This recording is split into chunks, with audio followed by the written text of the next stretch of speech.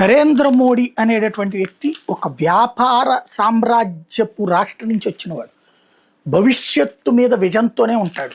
తన కుటుంబము, తన బిడ్డల్ని మంత్రుల్ని చేయాలా, తన కుటుంబాన్ని మంత్రుల్ని చేయాలా, ఇలాంటి ఒక పిచ్చలేదు ఆయనకి. ఆయన పనంతా కూడా పర్ఫెక్ట్. ఈ దేశానికి 75 ఏళ్ళు కాదు, 7 శతాబ్దాలుగా జరిగినటువంటి లోపాలు, ఇక్కడున్న వనరులు, ఈ రెండింటిని బ్యాలెన్స్ చేసుకున్నప్పుడు మనం అమెరికాని దాటి ఎప్పుడో ముందుకెళ్ళాలి. కానీ ఈ 7 శతాబ్దాల బానిసత్వాలు, స్వతంత్రం వచ్చిన తర్వాత బానిసత్వ ప్రభుత్వాలు, లేదంటే గనక అహంకారపూరిత భావజాల ప్రభుత్వాలు, లేదంటే సందిగ్ధ అసందిగ్ధ ప్రభుత్వాలు, అంటే పూర్తి మెజార్టీ లేని ప్రభుత్వాలు ఉండటం వలన ఒక విజన్ లేనటువంటి గుడ్డెదు చేలో పడ్డట్టు వెళ్ళిపోతున్నాం. అలా కాకుండా వ్యాపార వాణిజ్య పారిశ్రామిక వ్యవస్థల్లో అద్భుతంగా ఎదగలం.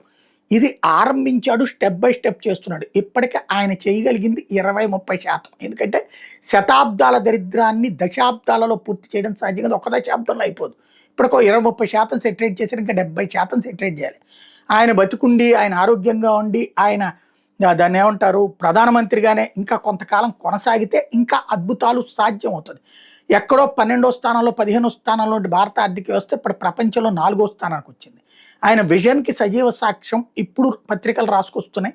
నేను ఎప్పుడో ప్రస్తావించినటువంటిది, మనకి ఇప్పుడు పెట్రోల్ రోడ్డు మీద కనుక పోస్తే ఏమవుతుంది, తారు రోడ్డు మీద పోసినా ఇంకిపోతుంది, సిమెంట్ రోడ్డు మీద పోసినా ఇంకిపోతుంది, మట్టి రోడ్డు మీద పోసినా ఇంకిపోతుంది.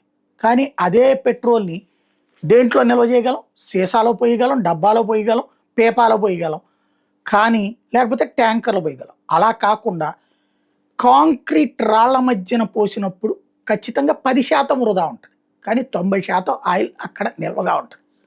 ఇది నరేంద్ర మోడీకి తెలుసు. అంతర్జాతీయ పరిణామాలు, ఆయిల్ వ్యాపారం చేయడంలో గుజరాత్ అనేటటువంటిది GTPL అని గుజరాత్ పెట్రోలియం లిమిటెడ్ అని ప్రభుత్వం తరపున ప్రభుత్వ రంగ పెట్రోలియం సంస్థ నడిపినోడు ఆయనే పెట్టించాడు.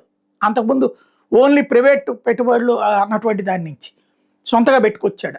ఏది రాష్ట్ర ప్రభుత్వం, అంతకుముందు కేంద్రానికి ఉండేది హిందుస్థాన్ పెట్రోలియం కార్పొరేషను, ఏది ఇండియన్ ఆయిల్ కార్పొరేషన్. అది అలా కాకుండా రాష్ట్ర ప్రభుత్వం చేతను ఒక పెట్టి పోటీలో బిడ్డేసి ఆయిల్ గెలుచుకున్నటువంటి. కాబట్టి ఆయనకి తెలుసు నిల్వలు వీటికి. అందుకనే మన విశాఖ దగ్గర 1.3 మిలియన్ బ్యారెల్ టన్నులకు సంబంధించినటువంటిది కావచ్చు. అదే సందర్భంలో కర్ణాటకలో అట్లాంటి ల్యాండ్ ఉన్నటువంటి చోట్ల 2 చోట్ల ఈ మొత్తం కలిసి దాదాపు 4 మిలియన్ టన్నుల నిల్వలు ఇండియాలో ఉన్నాయి. ఇప్పుడు అది 10 ఏళ్ల క్రితం ఆయన ప్లాన్ చేసింది.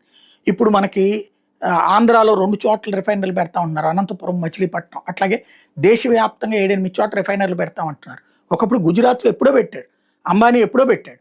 ఇప్పుడు వెనుజులా నుంచి తీసుకొస్తున్నటువంటి ఆయిల్ అక్కడే అంబానీ దగ్గర, అంబానీ వాళ్ళకి సంబంధించిన ఆయిల్ కంపెనీలు రిఫైనరీ చేసి ఇప్పుడు అమ్ముతున్నారు. దేశవ్యాప్తంగా పెట్టిద్దాం అనుకుంటున్నాడు. ఇంధనం అవసరం, అలాగే ఇంధన ప్రత్యామ్నాయం, దానికి బదులు ఎలక్ట్రిక్స్, ఈ రెండిటి సైమల్టేనియస్గా నడుపుకెళ్తున్నటువంటి వాడు నరేంద్ర మోడీ. అది అతని విజను, అతని పర్ఫెక్ట్ సొల్యూషన్స్ వెళ్తాడనడానికి సాక్ష్యం.